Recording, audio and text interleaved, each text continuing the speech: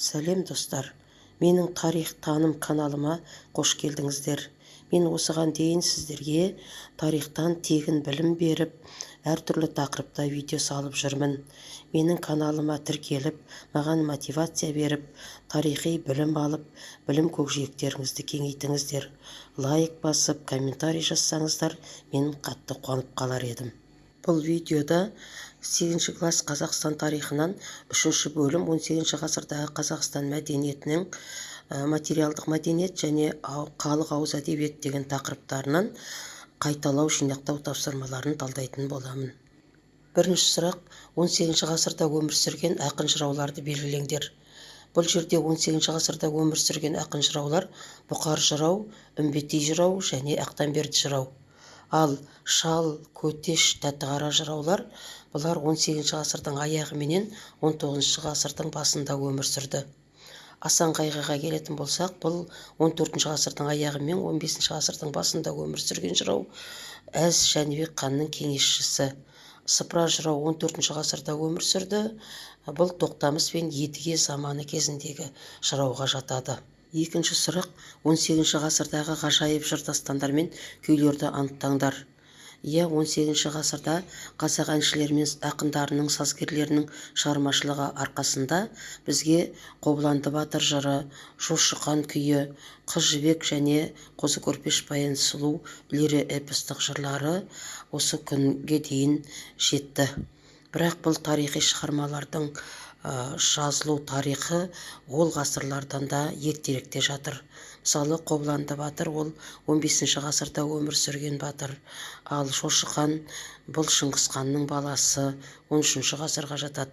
Ал Қозы көрпеш баян сұлу ол түрік дәуіріне жатқызса, Қыз жібек лири эпостық жырын 17 ғасырға жатқызады.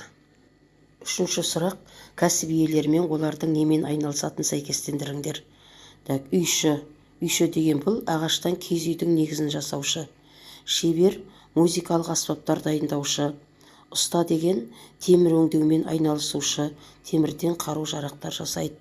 Ерші деген аттың ер-тұрманын әбзелдерін әзірлеуші. Ал зергер сәндік әшекей бұйымдар жасаушы.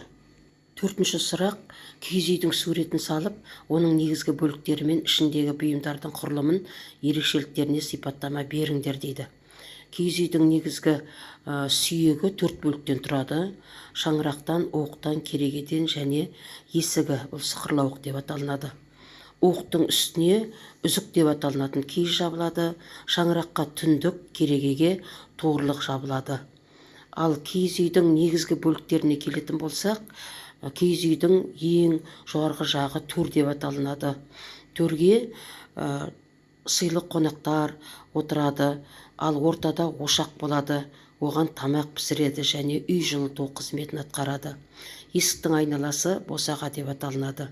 Киіз үйдің ішіндегі бұйымдарға келетін болсақ, оң қанаты әйелдер бөлігі деп аталынады. Онда сандық, төсек орын, кебеже, ыдыс-аяқ, қоржын, бесік тағы басқалар тұрады. Ал сол жақ бөлігі ерлер бөлігі деп аталынады. Онда ер адамдардың киімдері, керегеде ілулі тұрады. Қару жарақтары, еңбек құралдары, ат әбзелдері тұрады. Достар, мен 3 бөлімдегі қайталау жинақтау тапсырмаларын талдап болдым. Сондықтан сіздер менің еңбегімді бағалап, осы видеодан пайда алсаңдар, керектеріңізді алсаңдар, менің видеомның астына лайк басып, комментарий жазып, маған мотивация сыйлап кетіңіздер. Менің каналыма тіркелуді ұмытпаңыздар, достарыңызға таратыңыздар. Сау болыңыздар.